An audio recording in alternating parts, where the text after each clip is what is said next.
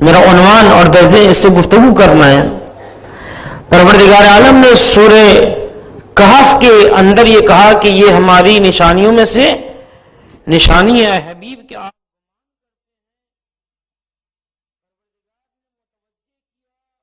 رسول کو اصحاب کہف کو سلا دیا مہدی علیہ السلام تک کے لیے۔ درود پڑھیں مل کر محمد والے محمد۔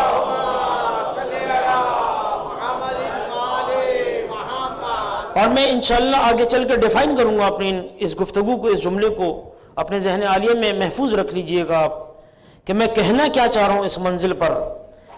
لیکن عزیزان محترم، قرآن کریم کا ہر سورہ نہیں، ہر آیت نہیں، ہر لفظ نہیں، بلکہ ہر نقطہ معجزہ ہے، ہر نقطہ معجزہ ہے۔ ثابت کریں گے انشاءاللہ آگے چل کر۔ جی یعنی کمال قرآن کہ اس کا ایک حرف، اس کی ایک حرکت، اس کا ایک نقطہ بھی پروردگار نے معجزہ بنا دیا اس کو۔ اور اگر آپ قرآن کریم کا مطالعہ کیجئے، ایک مختصر سا جملہ کسی نبی کی نبوت پر دلالت کر دیتا ہے۔ یعنی بعض نبیوں کے لیے تو پورا قرآن اور پوری کتابیں چاہیے کہ ان کو اپنی نبوت کو ثابت کرنے کے لیے، ثبوت پیش کرنے کے لیے۔ جناب نوح کی عمر گزر گئی اپنے آپ کو نبی تسلیم کروانے کے لیے، خدا کی توحید منوانے کے لیے۔ لیکن بعض اوقات یہ مزاج پروردگار ہے کہ وہ ایک جملے کے ذریعے کسی کو نبی بنا دیتا ہے۔ ایک جملہ آپ کی خدمت پیش کر رہا ہوں، سورہ یوسف کا جملہ، انی رأیت احد عشر کوکبا، اور قرآن نے نقل قول بیان کیا۔ جی قرآن نے کیا کیا؟ انی رأیت احد عشر کوکبا۔ جناب یوسف کا جملہ عالم بچپنا، بابا کے پاس آئے، کہنے لگے اے بابا یعقوب نبی اللہ، میں نے خواب میں دیکھا رات میں کہ 11 ستارے مجھے سجدہ کر رہے ہیں۔ باپ نے بیٹے کو سینے سے لگا لیا اور پھر کہا کہ بیٹا دیکھو اس خواب کا ذکر اپنے بھائیوں سے نہ کرنا۔ حضرت یوسف نے پوچھا بابا عالم بچپن ہے، چھوٹے ہیں، بھی نبوت نہیں ملی ہے، لیکن وہ اور بات ہے کہ تقدیر میں لکھ دیا گیا ہے۔ اور نبی ہمارے مکتب میں اسے کہتے ہیں کہ جب وہ رحم مادر میں آ جائے بلکہ اس سے پہلے نبی ہوتا ہے۔ جی توجہ کر، ظاہری نبوت نہیں ملی ہے ابھی، تو کہا بیٹا اس خواب کا ذکر نہ کرنا۔ کہا بابا کیوں نہ کروں؟ کہا مجھے ڈر ہے کہ تمہارے بھائی تم سے حسد نہ کرنے لگے۔ تو معلوم یہ ہوا کہ حسد کمال سے ہوتی ہے، بے کمال سے نہیں ہوتی ہے۔ جی کمال شے سے کی جاتی ہے۔ اب نہ جانے کسی طرح تاریخ میں ملتا ہے کہ ان کے بھائیوں کو معلوم ہو گیا کہ اب منصب نبوت کہاں جا رہا ہے۔ بڑے بھائی ہیں، 11 بھائی ہیں، سب مل کر اجماع کر کے آئے بابا ہم شکار پہ جانا چاہتے ہیں کہ اپنے بھائی کو یوسف کو لے جائیں۔ کہا نہیں مجھے خوف ہے، نبی ہو کر خوف محسوس کر رہا ہے۔ کہا مجھے خوف ہے کہ تم اپنے چھوٹے بھائی یوسف سے غافل نہ ہو جاؤ۔ کہا بابا انسان غیروں سے غافل ہوتا ہے، یوسف تو ہمارا بھائی ہے، ہم اپنے بھائی سے کیسے غافل ہو سکتے ہیں؟ کہا نہیں مجھے خوف ہے کہ اگر تم غافل ہو جاؤ تو کہیں بھیڑیا میرے یوسف کو اٹھا کر نہ لے جائے۔ وہ جو نبی کے علم پر شک کرتے ہیں نبی ہونے سے پہلے بتا رہا ہے۔ درود پڑھیں مل کر محمد والے محمد۔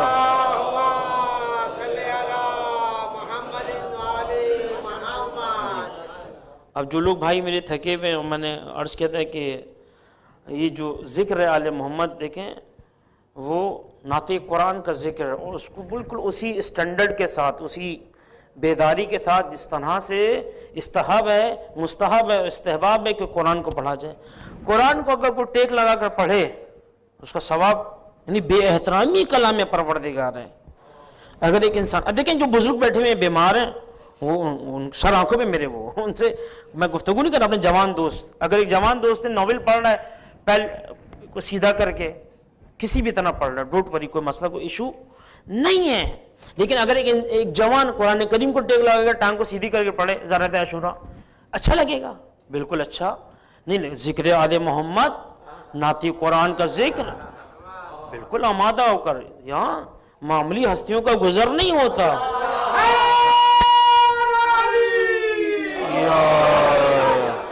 اور بات جب رک گئی ہے مجلس میں تو پھر میں اس بات کو آگے کر دوں. کل میں اپنی بہنوں کا شکر گزار کہ میں نے ایک التماس کی تھی کہ اپنے بچوں کا خیال رکھیں تاکہ جانے کے بعد نہ لگے کہ یہاں ابھی ایک امام بارگاہ نہیں، ایک سینٹر نہیں ہے، بلکہ بس ایک کوئی پارک کی تصویر شائع نہ ہو جائے.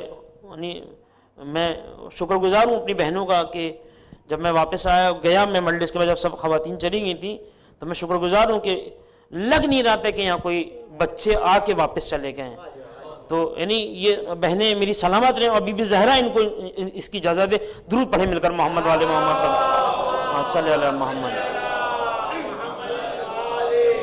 اور بات سے بات نکل گئی تو پھر ایک بات اور کر دوں، کچھ بچے بہت شرارتی ہوتے ہیں. شرارتی بچے کیا کریں؟ مثلا معلوم ہے کہ یہ بس اسٹاپ ہے، بس اسٹاپ پہ لوگ آ کے کھڑے ہوتے ہیں، بس کا انتظار کرتے. یعنی ہم اہل بیت کے ماننے والے، ہم ایک غیر ملک کے اندر موجود اور ہمارا ہر عمل دیکھا جا رہا ہے، پتہ چلے معلوم ہو جائے دوسروں کو بھی کہ یہ اہل بیت کے چاہنے والے ہیں. جی یعنی بس اسٹاپ پہ اگر گاڑی پارک کر کے چلے گئے بخدا یہ شخص واحد کا ایسا نہیں کہ اس کا چالان ہو جائے گا، نہیں، چالان شیعت کا چالان نہ ہو جائے کہیں. جی کہ یہاں شیعہ مسلم جمع ہوتے ہیں اور یہ ان کا کردار یہ نہیں، کردار اتنا بلند ہو کہ معلوم ہو جائے حسین جیسے کہ چاہنے والے ہیں. درود پڑھیں مل کر محمد والے محمد صلی اللہ محمد. جی توجہ کر رہے ہیں؟ اب انہوں نے اٹھایا اور اس طرح بڑھتا گیا. ایک مرتبہ نبی ہیں اور یہ مرضی پروردگار ہے. منصوبہ اولا یہ ہے کہ نبی منع کرو، منصبہ ثانوی یہ ہے، منصوبہ دوسرا یہ ہے کہ اجازت دے دو جانے دو. اب اجازت ملی، لے کر چلے صحرا میں آئے، اس مقام پر پہنچے کہ جہاں کوئی نہ تھا لیکن تھا. ایسے میں یہاں بھائیوں نے روایت کے جملے پڑھ رہا ہوں، تماچے مارنا شروع کی. کس کو؟ نبی کو تماچے مارنا شروع کیے، اذیتیں دینا شروع کی. چاہتے تھے کہ اس کو قتل کر دیں. تفاسیر میں ایک جملہ ملتا ہے، ایک لفظ ملتا ہے. ایک بھائی ایسے میں آگے بڑھا جس کا نام لاوی تھا. آگے بڑھتا ہے اور آگے بڑھ کر کہتا ہے کہ تمہارا ہدف بھائیوں یہ ہے کہ یہ ہم سے دور چلا جائے، وہ پوسٹ اور وہ مقام، وہ شہرت جو اس کو ملنے والی ہے اس سے چھن کے تمہارے ہاتھ میں آ جائے. میں ایک سجیشن دے رہا ہوں، میں آپ کو ایک مشورہ دے رہا ہوں، اس کو قتل نہ کرو. چاہتے ہو کہ نگاہوں سے دور ہو جائے؟ بہت آسان ہے، اسے کسی کم گہرائی والے کنویں میں ڈال دو تاکہ کوئی مسافر آ کر اس کو نکال کر لے بھی جائے اور تم سے دور بھی ہو جائے. اب روایت کے جملے ہیں کہ لاوی کی یہ ادا اس پروردگار کو اتنی پسند آئی کہ قتل نہ کرو، کسی ایسی جگہ ڈال دو کہ مسافر نکال کر لے جائیں. تو قرآن یہ کہتا ہے حل جزاء الاحسان الا الاحسان. پروردگار تو نے خود لکھا کہ احسان کا بدلہ احسان ہوتا ہے. اب بتا، لاوی کے اس جملے سے یوسف کی جان بچ گئی. تو نے لاوی کو کیا دیا؟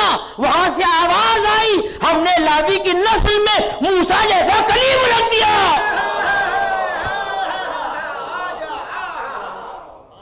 اب جو نسل یعقوب سے نسل چلی ہے وہ کسی اور سے نہیں، لاوی سے چلی ہے. کہ ہم نے اس لاوی کے صلب میں موسیٰ جیسا صاحب حیبت نبی رکھ دیا. اے پروردگار، اگر کوئی ایک نیکی کرے تو تو اسے موسیٰ جیسا کلیم دیتا ہے. لیکن ہم نے تاریخ میں یہ بھی پڑھا ہے، ایک دن نہیں، ایک رات نہیں، 3 سال تک اپنے بیٹے کو تیرے نبی کے بستر پہ سلاتا رہے. اس کو کیا دے گا؟ کل لاوی نے ایک نیکی کی، ہم نے موسیٰ دے دیا. ابو طالب نے نیکیاں کی، ہم نے 12 فخر کلیم دے دیے.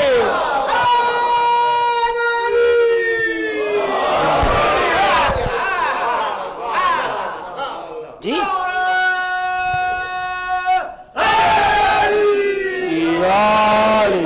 جی انہوں نے ایک نیکی کی تھی، ہم نے 12 فخر کلیم دے دیے. اور ایسے فخر ہیں کہ موسیٰ جن کی عظمتوں پر ناز کرتا ہے. جی کہ ہم نے ان کو متعدد فخر کلم نے دیے. اجانے مطلب روایت کے جملے پڑھ رہا ہوں, تفسیر سے پڑھ رہا ہوں. بڑی تیزی کے ساتھ زمانہ گزرا اور وہ منزل آئی کہ جب بھائی چلے گئے, سمجھے کہ اب ہم سے دور ہو گیا. لیکن روایت کے جملے کہ مصر سے کاروان بہت بڑا گزر رہا تھا, ان کو آپ کی شدت محسوس ہوئی. اور جب انہوں نے ڈول ڈالا تو کیا دیکھا کہ اس ڈول کی رسی پکڑ کر ایک بہت حسین بچہ, ایک لڑکا ہے بہت کم عمر, وہ اوپر آ رہا ہے. ڈر گئے کہ نہیں ڈرو نہیں, میں اللہ کا بندہ ہوں, کوئی جن نہیں ہوں. کہ میں جن سے نہیں ہوں, میں اللہ کا بندہ تمہاری طرح ہوں. لیکن اتنا حسن تھا جناب یوسف کا, اتنا حسن تھا جناب یوسف کا کہ سب دیکھ کر پریشان ہو گئے. ایسا لگتا ہے 14ویں رات کا چاند ہے جو زمین پر اتر آیا ہو. اب سب چاہتے ہیں کہ ہم لے لیں. سردار کافر نے کہا نہیں, ایسا نہیں ہوگا, اب یوسف بکے گا, بازار مصر میں یوسف بکے گا. طویل روایت مختصر کر رہا ہوں میں, بہت تیزی سے گزر جاؤں گا. کہ بازار مصر میں بکے گا. یوسف آئے بکنے کے لیے. اب دیکھا کہ بہت زیادہ خریداروں کا رش بڑھ گیا ہے, اور ایسے میں صفوں پہ صفیں لگ رہی ہیں. ایک ضعیفہ تھی, ایک بوڑھی تھی, اس صف میں آ کے شامل ہو گئی. لوگوں نے کیا دیکھا, ضعیفہ کے ہاتھ کے اندر بھیڑ کا اون ہے, چاہتی کہ اس کے عوض یوسف کو خرید لے. اب بڑے بڑے سرمایہ دار آئے ہوئے تھے, دیکھ کے ہنسنے لگے, اے ضعیفہ, اس یوسف کو خریدنے والے ہم جیسے بڑے بڑے سرمایہ دار آئے ہیں, تم ذرا سے اون کے ذریعے یوسف کے حسن کو خریدنا چاہتی ہو. کہ مجھے معلوم ہے کہ میں یوسف کی خریدار نہیں بن سکتی ہوں, لیکن چاہتی یہ ہوں جب تاریخ مصر لکھی جائے اور یوسف کے خریداروں کی فہرست بنے, اس فہرست میں ہمارا نام آ جائے. اے امام زمان, ہم یہی تو کہتے ہیں, ہماری حیثیت نہیں ہے لیکن زہرا کے سامنے نام آنا چاہیے. دور پڑھتے ملتے محمد والے محمد پر.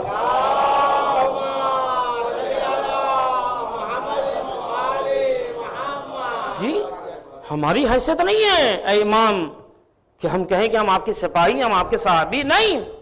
دعوی زبانی ہے مولا, کوشش کرتے ہیں, لیکن چاہتے یہ ہیں کہ جب آپ کا ظہور ہو جائے, جب سارے معاملات ٹھیک ہونے لگے, تو کہیں فہرست میں ہمارا بھی نام آ جائے مولا. یہ ہماری تمنا ہے. اے عزیزان محترم, یہ وہ شخص تھا جناب یوسف کہ جو بازار میں بک کر جب آنے لگا, اور جب بکنے کی نوبت آئی تو اب روایت کے جملے کہ کوئی خریدار اپنا پورا خزانہ سونا اور چاندی لا کے رکھ رہا ہے, لیکن جناب یوسف کی کوئی قیمت لگ نہیں پا رہی. اتنی کنفیوژن ہو گئی. وہاں سردار نے جب دیکھا کہ اتنا مجمع لگ گیا اور قیمت نہیں لگ پا رہی, اور پریشان ہو گیا. اس نے کہا ایک شرط ہے, یوسف بکے گا, ضرور بکے گا, ایک شرط ہے. پوچھا شرط کیا ہے؟ کہ ایک میزان لایا جائے, ایک پلے میں یوسف کو بٹھایا جائے گا, دوسرے پلے میں خزانے مصر کو ڈالا جائے گا, اور جب قیمت لگ جائے گی جو زیادہ دے دے گا اس کا یوسف ہو جائے گا. اب دنیا کے والے بڑے بڑے سرمایہ دار دولت پہ دولت لا کے رکھ رہے ہیں, میزان ایک ترازو لا کے رکھ دیا گا, یوسف علیہ بچپن میں بٹھا دیا گیا, خزانہ لا کے ڈالا جا رہا ہے, لیکن خزانہ جو ہے وہ اتنا ہلکا ہے کہ وہ بلند ہے, اور جناب یوسف آرام سے بیٹھے ہوئے ہیں, آرام سے اپنی جگہ بیٹھے ہوئے, اور ترازو ہل نہیں رہا, دوسرا پلہ یوسف والا ہل نہیں رہا. ایسے میں ایک عالم آگے بڑھتا ہے, آسمانی کتاب کا عالم, کہ تم سمجھے نہیں یہ معمولی بچہ نہیں ہے, اس کی قیمت ہم طے کر دیتے ہیں. کہ کیا قیمت ہے؟ کہ نہیں ایسے نہیں, پہلے قلم بھی لے کر آؤ اور دوات بھی لے کر آؤ. روایت کے جملے ہیں, میں گھر کی کہانی نہیں پڑھتا ممبر سے, روایت کے جملے ہیں کہ روایت کہہ رہی ہے کہ جب عالم نے اس مصر والوں سے قلم مانگا, دوات مانگا, تو پوری قوم نے قلم بھی دیا, دوات بھی دیا. یہ عجیب امت ہے, نبی قلم و دوات مانگتا ہے, ہزیان کا بہتان لگا دیتی ہے. دور پڑے ملتے محمد والے محمد پر. جی عجیب منزل ہے. اور جب قلم دوات اس عالم کے پاس آ گیا, ایک مرتبہ اس نے کہا ہم لکھ دیتے ہیں. حرف جلی کے اندر لفظ اسم اللہ نہیں بلکہ بے اسم اللہ لکھا گیا, یہ لفظ موجود ہے. کہ اس نے کہا کہ حروف جلی میں ہم نے کاغذ پہ یہ بسم اللہ رکھ دیا گیا. لوگ ہنسنے لگے, کتنا خزانے کاغذ پہ لفظ لکھ دی اور وہ کہہ رہے ہیں رکھ دو، کہ سارا خزانہ ہٹا دو. سارا خزانہ ہٹا دیا گیا. یوسف بیٹھے ہوئے ہیں، بس جیسے دوسرے پلے کے اندر بسم اللہ کا رکھنا تھا، ایک مرتبہ بسم اللہ کے وزن سے وہ پلہ جھکتا چلا گیا، نبی کا پلہ بلند ہوتا چلا گیا. نہیں سمجھے آپ؟ ایک ذہن میں جملہ آ رہا ہے کہ کائنات کا امیر کہہ رہے ہیں جو کچھ قرآن میں ہے وہ سورہ حم میں ہے، جو سورہ حم میں ہے وہ بسم اللہ میں ہے، جو بسم اللہ میں ہے وہ بے کے نقطے میں ہے. وَأَنَا عَلِيُّ بْنُ أَبِي طَالِبٍ نُقْطَةٌ تَحْتُ الْبَاءِ. الفاظ بدل کے یوں نہ کہہ دوں کہ میزان کے دو پلے تھے، ایک میں حسن یوسف تھا، دوسرے میں علی کی ولایت.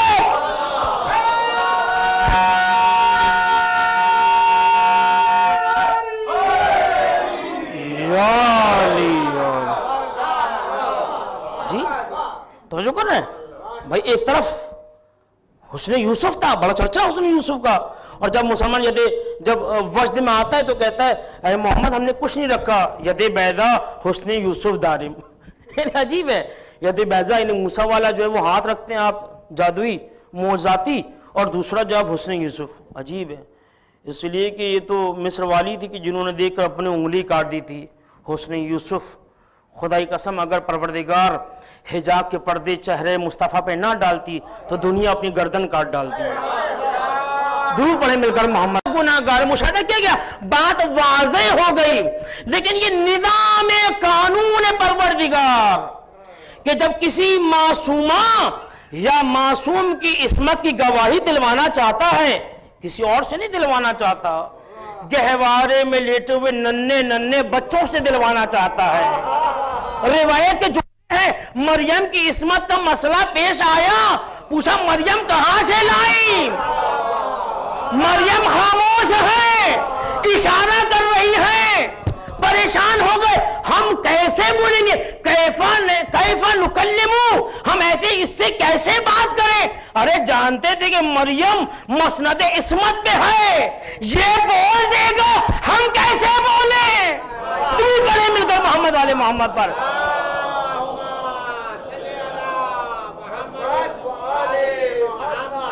توجہ کر رہے ہیں زنے محترم؟ یعنی یہ منزل کمال ہے کہ جہاں گہوارے میں لیٹا وہ بچہ بولتا ہوا نظر آیا، اور قرآن کا جملہ ہے انی عبداللہ آتانی الکتاب وجعلنی نبیا. باتحقیق میں اللہ کا بندہ ہوں. جن نہیں بول رہا، بندہ بول رہا ہے. میں بھی تمہاری طرح انسان ہوں، میں گفتگو کر رہا ہوں. اور دیکھو سنو، میں صرف بندہ نہیں ہوں لیکن ایسا خاص بندہ کہ جس پہ پروردگار نے اپنی کتاب نازل کی ہے. وجعلنی نبیا، اور مجھے تمہارے لیے نبی بنا کر بھیجا ہے. خبردار میری ماں مریم پر شک نہیں کرنا. عزیزانو دوسری منزل جب آئی، جب نبی کی عصمت کا مسئلہ پیش آیا، گہوارے میں لیٹ کر بچہ ہی تو بولا تھا. ابھی تو پڑھا میں نے کہ اگر دامن آگے سے پھٹا ہوا ہے تو یہ گناہگار، یوسف پیچھے سے پھٹا ہوا ہے تو زلیخا گناہگار. مشاہدہ کر لیا، عزیز مصر معلوم ہو گیا کہ یوسف بے گناہ ہے. لیکن کیا ہوا بعد میں اور سیاست تھی کہ جس کی بنا پر زندان میں یوسف کو ڈال دیا گیا. لیکن عزیز محترم تیسرا لیول جب آیا اور اس میں کوئی نہیں تھا کہ جو گواہی مصطفیٰ پیش کر دیتا. دنیا پریشان ہے، نبی کو امین اور صدیق مان رہے ہیں، صادق مان رہے، لیکن جب نبوت کا اعلان کیا کوئی مان نہیں رہا.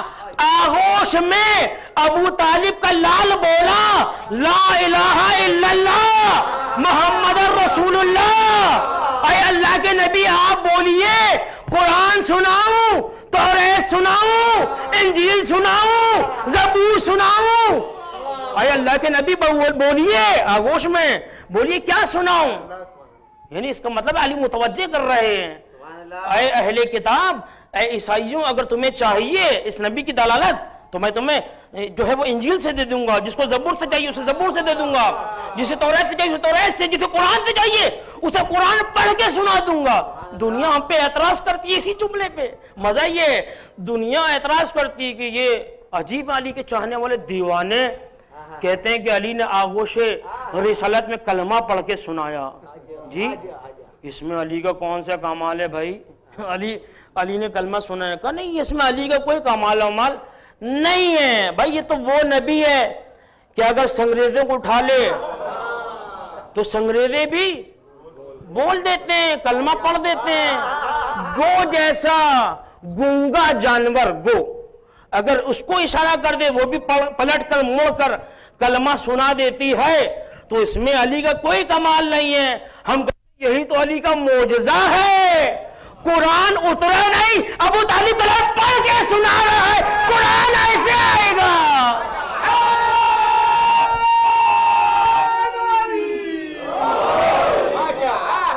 جی توجہ کر رہے ہیں؟ ابھی قرآن اترا نہیں، علی کا معجزہ یہ ہے کہ قرآن سے پہلے قرآن ہو رہا ہے۔ قرآن کے بارے پڑھنا قرات کرنا ہے نا، علی نے پہلے ہی قرات کر کے بتا دیا کہ یہ میرا معجزہ ہے، ابھی قرآن نازل نہیں ہوا۔ ہم ایسے عالم ہیں کہ اگر آغوش نبوت میں بیٹھ جائیں تو ہم تقدیریں پڑھ لیتے ہیں، لوح محفوظ پڑھ لیتے ہیں۔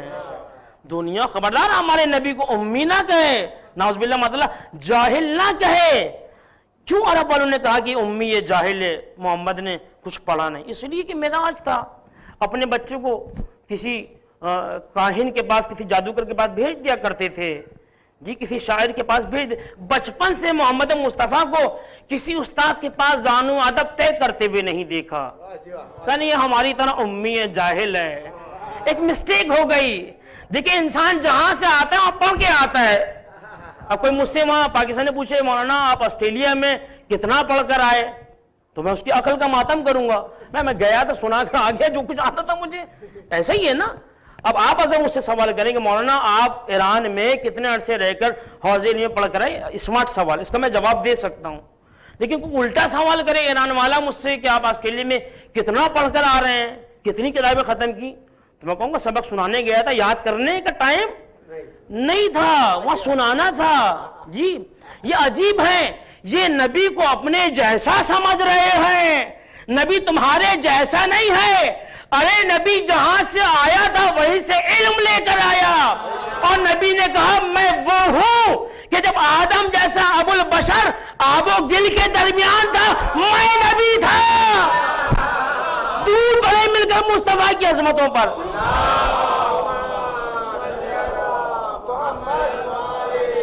جی تو چکر ہے جناب محترم، بہت تیزی کے ساتھ گزر رہا ہوں، اور یہ روایت کے جملے کہ پروردگار نے اس آیہ شریفہ کو معجزہ قرار دیا اور یوسف کے لیے معجزے کے ذریعے نبوت قرار دی تھی۔ انی رأیت احد عشر کوکبا، ایک جملہ۔ لیکن دنیا میں بعض لوگ عجیب ہیں، سوال بڑے عجیب و غریب کرتے ہیں، اور سوال پہ پہرا نہیں ہے، جس کا جو جی چاہے سوال داغ دے، جس کا جی چاہے سوال کر لے۔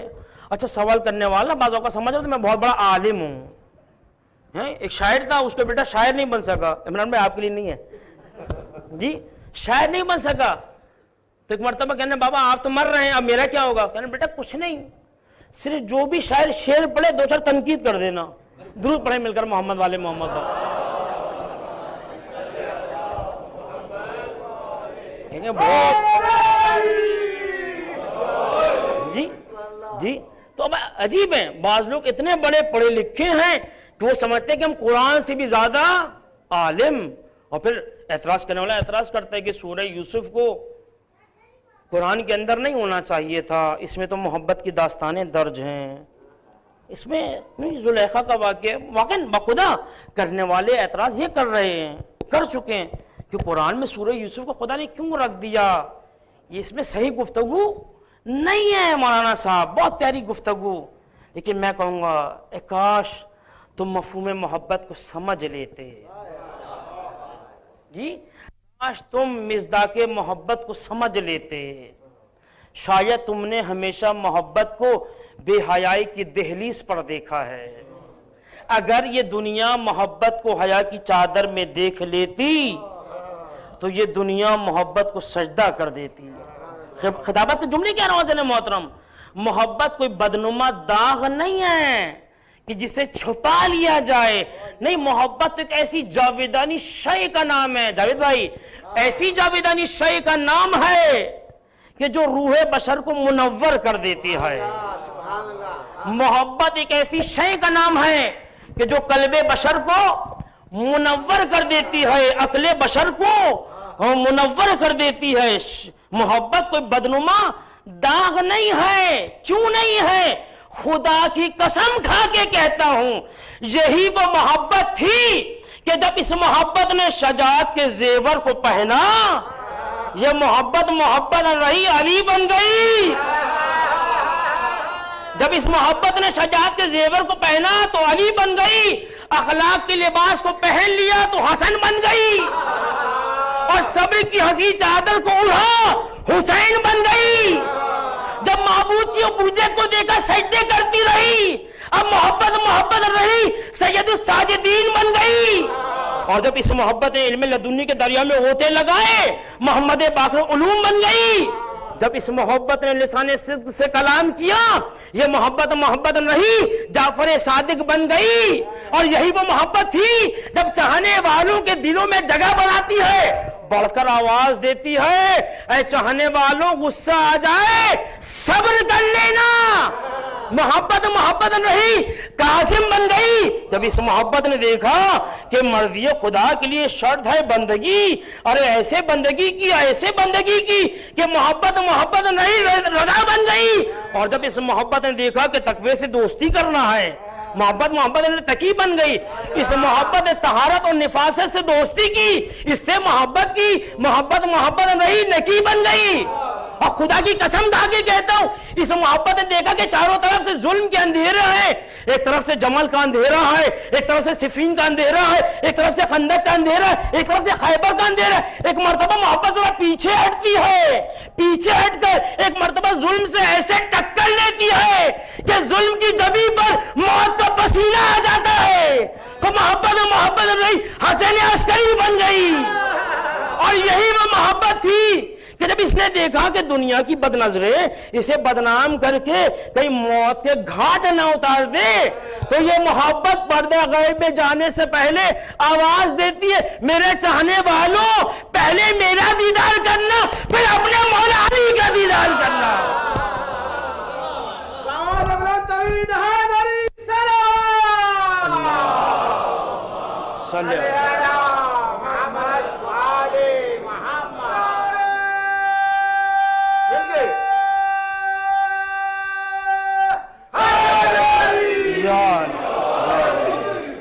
आप लोग तो गुजारिश है थोड़ा थोड़ा अगर आगे आ जाएं ताकि जो बाद में दरख्वास्त है कि पीछे आने वालों के लिए जगह बनाएं, थोड़ा थोड़ा सा आगे आ जाएं। बारे मोहम्मद तरीन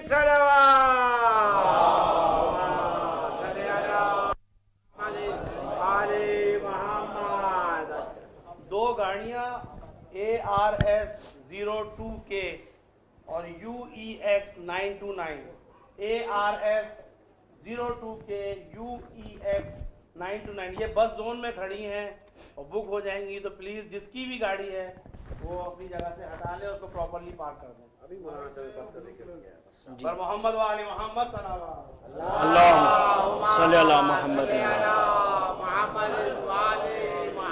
तवज्जो कर रहे हैं जना मोहतरम, यानी परवरदिगार आलम ने इस मोहब्बत को मोजज़ा बनाकर पेश किया कि इस मोहब्बत से नफरत नहीं करना। रिवायत के जुमले हैं, कुछ लोग आए खुरासान से और आने के बाद अहले फारस के लोग थे, कहने गए जाफर सादिक अलैहिस्सलाम, अल्लाहुम्मा सल्ली अला मुहम्मद, हम आपके चाहने वाले हैं, 30,000 तलवारें तैयार।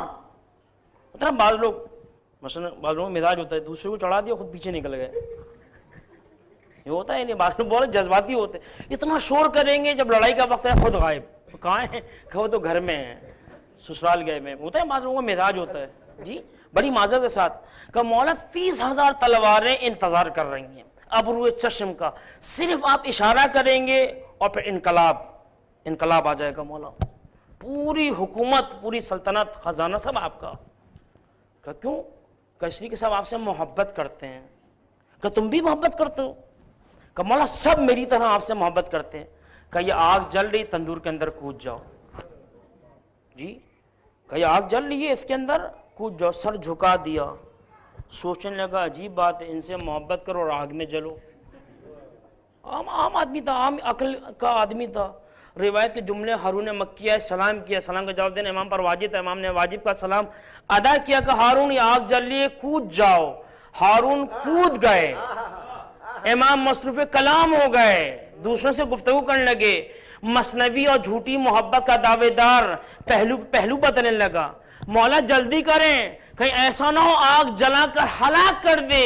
ایک مرتبہ علی کے لال لہجہ علی میں پلٹ کر آواز دیتا ہے، جعفر صادق خبردار چپ ہو جاؤ، جھوٹی محبت کے دعوے دار، تم یہ سمجھتے ہو جس کے دل میں ہماری محبت ہو اسے دنیا کی آگ تو کیا جہنم کی آگ بھی۔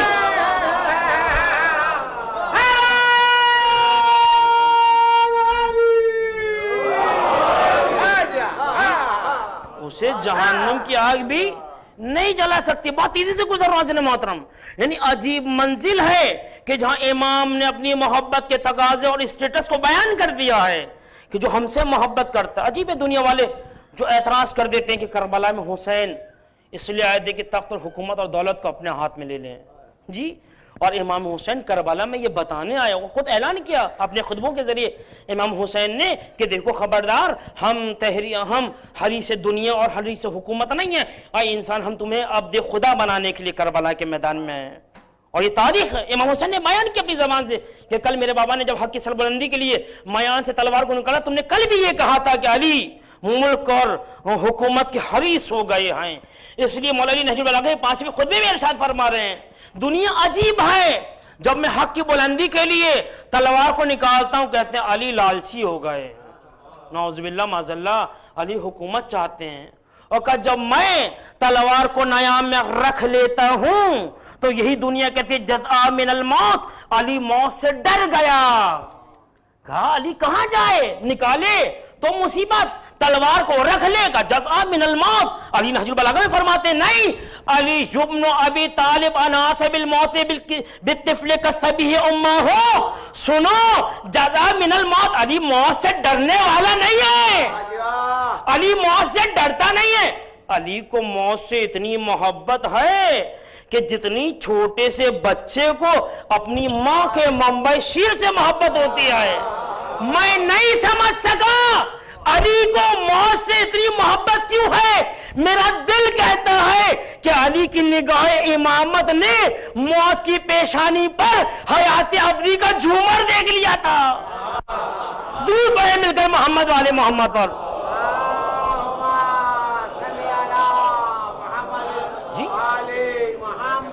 دنیا نے یہ بھی اعتراض کیا کہ 9 اماموں کی موت تمہاری وہ خودکشی نظر آتی، جب معلوم ہے کہ زہر ہے تو پھر پیا کیوں؟ بات گزر رہا ہوں، اپنے جوان دوستوں کو جواب دینا چاہتا ہوں تاریخی، کہ جب ان 9 اماموں کو معلوم تھا کہ یہ زہر کھایا کیوں کھایا؟ نعوذ باللہ مطلب خودکشی ہے، نعرہ بہت اچھا ہے خودکشی ہے، لیکن اتنا بتائیے کہ وہ جو جہاد کرنے جا رہا ہوتا ہے اس کو آپ شہید کیوں بولتے ہیں؟ بولا شہید کا ہدف ہوتا ہے۔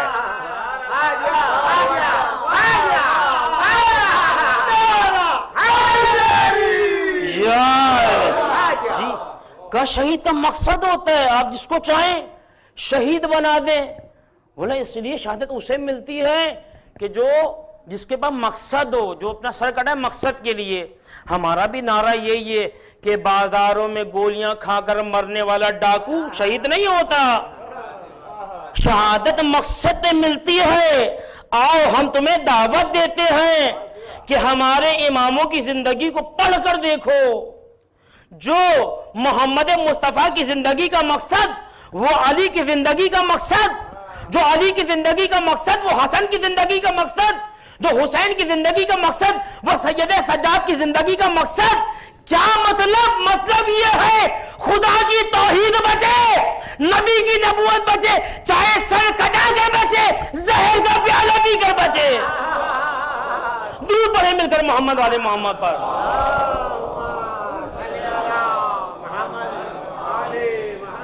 دنیا عجیب ہے کہ جب مقصد کی جنگ لڑتے ہوئے حسین ابن علی کی بہن اس منزل پر آئی کہ دربار کوفہ تھا، ابن رات نے مسکرا کر ہنس کر کہا زینب دیکھو ہم نے کس طرح تمہارے بھائی کو شکست دے دی۔ علی کی علی بیٹی لہجہ علی میں جواب دیتی اس کو ہی اپنا مر جانا، چپ کر جا، خاموش، تو کیا سمجھ رہا ہے کہ تو کربلا کی جنگ جیت گیا ہے؟ ہاں ابن زیاد تو سمجھتا کہ تو کربلا کی جنگ جیت گیا۔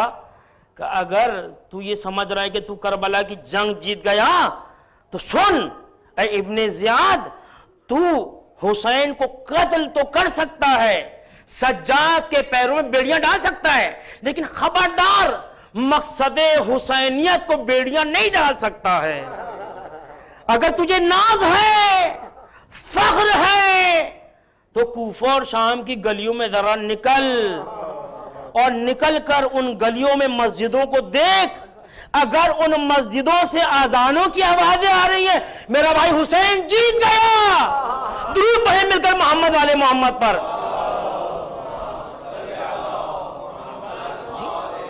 اے عزیزو، سوال یہ ہے کہ زینب کا بھائی ہارا یا جیتا؟ اگر ہار جاتے تو اس کا مطلب تھا کہ جب رہائی کے بعد بی بی زینب سے سوال ہوا کہ ہم آپ کو آزاد کرنا چاہتے ہیں کہ نہیں، ہماری کچھ شرائط ہیں، جیتا ہوا شرائط رکھتا ہے، ہارا ہوا کبھی شرائط نہیں رکھتا۔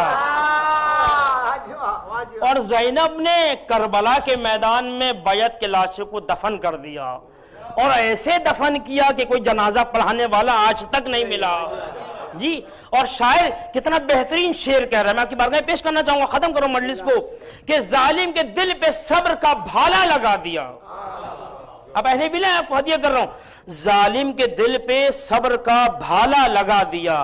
بھالا کہتے ہیں نیزے کو، ظالم کے دل پہ صبر کا بھالا لگا دیا، خطبوں کا چار سمت رسالہ لگا دیا۔ رسالہ کتنے کہتے ہیں؟ اب یہاں محمدی مجالس ہو رہی ہیں اور باہر پوسٹر لگے ہوئے، اسے پوسٹر کو، بڑے بڑے پوسٹر کو رسالہ کہتے ہیں۔ کہا ظالم کے دل پہ صبر کا بھالا لگا دیا، خطبوں کا چار سمت رسالہ لگا دیا۔ اب کوئی بھی یزید نہ بیٹھے گا تخت پر، اب کوئی بھی یزید نہ بیٹھے گا تخت پر، زینب نے قصر شام میں تالا لگا دیا۔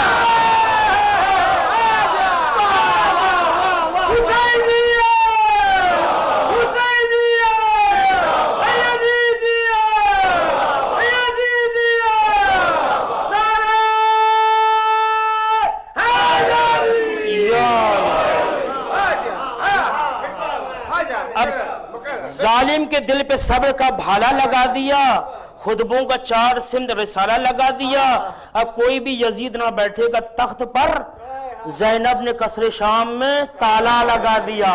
لیکن آپ سنیں، تالے تو وہاں لگتے ہیں کہ جہاں کوئی رہتا ہو، خزانہ ہو، زندگی ہو۔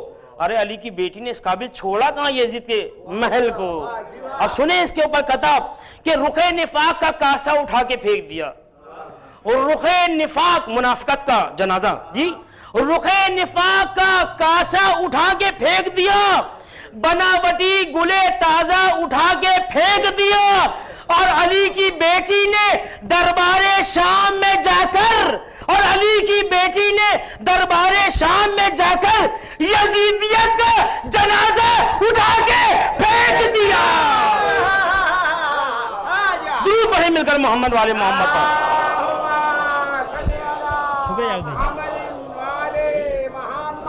جی، اور پھر سنیں، یہ کوئی نئی بات نہ تھی میثم تمار کے ساتھ، یہ کوئی نئی بات نہ تھی میثم تمار کے ساتھ، حق تو یوں ہی کھیلا کیا ہے رسن و دار کے ساتھ۔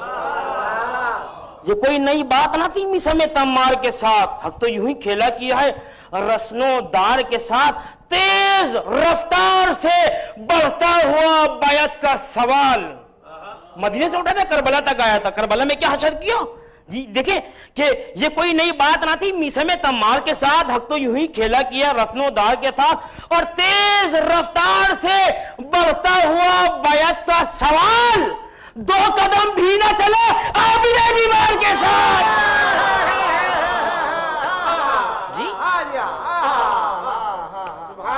یعنی عابد بیمار جسے دنیا بیمار سمجھ رہی ہے، وہ علی کی بیٹی جو زینب جس کے سر پہ چادر نہیں، یہ دنیا سمجھ رہی کمزور ہے۔ نہیں، خدا کی قسم، عظمت زینب یہ ہے، چاند رات ہے محرم کے اذان ماتم چاند ہو چکا، یہاں عظمت زینب یہ ہے کہ یہودی ہے، وہ علی کے پاس آتا ہے، 3 سال سے رہ رہا ہے، ایک مرتبہ کہتا ہے اے علی مجھے تعجب ہے آپ کے گھر میں بیٹیاں نہیں رہتی؟ کہا نہیں میری 2 بیٹیاں ہیں۔ کہا علی آج تک میں نے کہ بیٹیوں کی آواز نہیں سنی۔ کہا اے میرے جان، اے میرے پڑوسی، میری بیٹیاں اتنی باحیا، اتنی پردے والی کہ جب وہ مجھ سے گفتگو کرتی ہیں اتنا آہستہ بولتی ہیں کہ مجھے کان قریب لے کر جا کر سننا پڑتا ہے۔ اے عزیزوں، میں نے جناب یوسف کا تذکرہ بیکار میں نہیں کیا، وجہ تھی جناب یوسف کو بیکار پڑھنے کے، جو میں نے سورہ یوسف کی آیت کو میں نے آج موضوع کلام بنایا۔ اگر آپ سورہ یوسف کو اٹھا کر دیکھیں، خدا کی قسم پورا معجزہ نہیں ہے، معجزہ مصائب ہے سورہ یوسف۔ اور یہ علماء نے منبر سے پڑھا ہے کہ جب عزیز مصر بن گئے تو جناب یوسف نے خط لکھا ہے اپنے بابا کو، اور خط میں دوسرا خط لکھا ہے، اور باپ کو خط میں لکھا بابا یہ دوسرا خط میری بہنوں کے نام ہے، بابا میری غیرت کو گوارا نہیں ہے کہ میری بہنوں کا تذکرہ والا خط اپنے اصحاب کے مجمع میں کھولیں، بابا ایسا نہ کیجئے، غضب نبی یہ سمجھتے ہیں جانتے ہیں، لیکن مسائل بیان کر رہے ہیں یوسف۔ کہا بابا جلدی نہ کیجئے گا، یہ گھر کی چار دیواری کے اندر کھلنا چاہیے۔ اے عزیزوں، یہ روایت کے جملے ہیں کہ حضرت یوسف علیہ السلام نے کہا اے بابا جب آپ مصر آنے لگے تو جلدی نہ کیجئے گا، مصر میں داخل ہونے کے لیے صحرا تھا، جنگل ہے، بیابان گزر رہے ہیں، بابا جب مصر کے اندر آ جائیں میں عزیز مصر ہوں، بابا میں عزیز مصر ہوں، میری غیرت کا مسئلہ ہے۔ اور ایک مرتبہ اعلان کیا، منادی کی، خبردار 3 دن تک بازار مصر بند رہے گا، اور 3 دن تک بازار مصر دھلتا رہے گا۔ کسی نے پوچھا اے نبی اللہ اس کی وجہ کیا ہے؟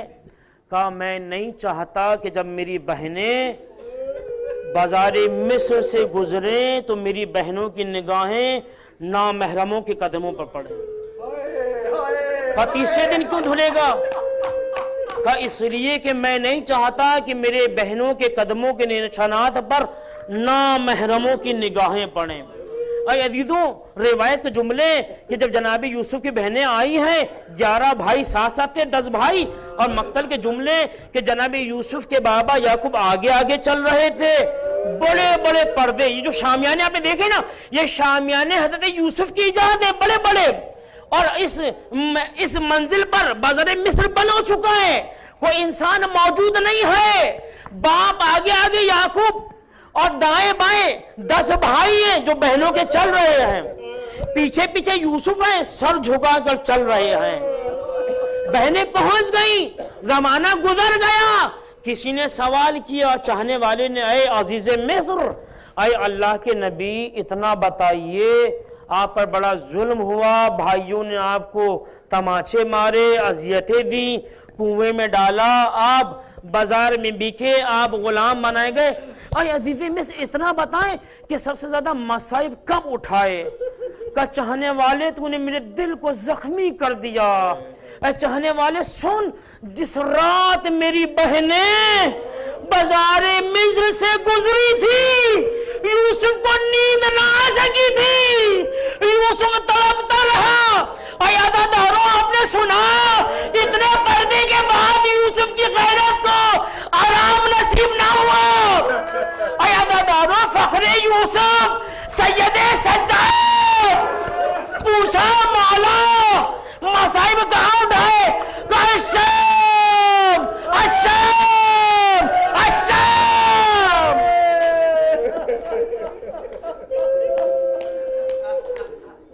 ایک مرتبہ میرال نے پوچھا مولا شہادت آپ کا مرثا ہے، وراث ہے مولا، آپ اپنے آنسو روکتے کیوں نہیں؟ کہا منال ذرا انسان سے کام لینا، شہادت ہماری میراث ضرور ہے لیکن پھوپھی زینب کا ننگے سر آ جانا یہ سید سجاد کی میراث ہے۔ مقصد جملہ پڑھ لو، ایک چاہنے والا ایک زائر آیا کہ سید سجاد کو پرساد مدینہ شہر میں، جانتا نہیں تھا کہ سید سجاد کا گھر کون سا ہے، لیکن کیا دیکھتا ہے کہ ایک گھر سے ایک بون بون قطرہ ٹپک رہا ہے پانی کا، نہ جانے اس نے سوچا کہ کیسا پانی ہے، نمازیوں کے لباس گندا نہ ہو جائے، جیسے ہی سمیٹنے لگا غلام نے کہا چاہنے والے ظلم نہ کر، ارے یہ تبرک ہے، سید سجاد کے آنسو ہے۔ اللہ اکبر عزاداروں، یہ سید سجاد 40 برس تک جس نے ماتم کیا ہے تنہا اپنے مصائب پڑھ رہا ہے. اے منہال سنو گے شام میں ہم پر کیا گزری؟ اے منہال سنو، جب بازار کوفہ و شام میں ہمیں لایا گیا تو ارے آوازیں آتی تھی، دیکھو یہ عباس کی بہنیں آ رہی ہیں، یہ علی کی بیٹیاں آ رہی ہیں. اللہ اکبر. کہا اے منہال، یہ مقتل کے جملے ہیں. ایک مرتبہ سید سجاد کہتے ہیں اے منہال سنو، یہ وہ منزل تھی کہ جہاں ہماری بہن بیٹیوں کو اور پھوپھیوں کو وہاں کھڑا کیا گیا کہ جہاں رومی کنیزیں بکا کرتی تھیں. اللہ اکبر. عزاداروں، مقتل کا جملہ ہے. سید سجاد کہتے ہیں اے منہال، دربار شام میں قیامت کی گھڑی تھی، 700 کرسی نشین تھے، ہم سب کھڑے ہوئے تھے، ایک رسن تھی، 12 گلے تھے. منہال جب ہم چلتے تھے ننھی سکینہ کے پیر ہم بیٹھ جاتے، مارنے والے تازیانے مارتے، ہم بیٹھ کے چلتے تھے، سکینہ کا گلا. اللہ اکبر. عزاداروں، بی بی زہرا کو جزا دے، بی بی زہرا کو کربلا کی زیارت کرائے. اللہ اکبر. عزاداروں، سید سجاد کہتے ہیں اے منہال ہم شام کو کیسے بھول جائیں؟ اے منہال، زندان شام تھا، میرے ہاتھوں میں ہتھکڑیاں، پیروں میں بیڑیاں تھی. اے منہال میں اتنا مجبور تھا، سامنے ننھی سکینہ کا لاشا، ارے کیسے دفن کرتا؟ کربلا کا رخ کیا، آواز کربلا آئی، سجاد میں تیری دادی زہرا سکینہ کو ہمارے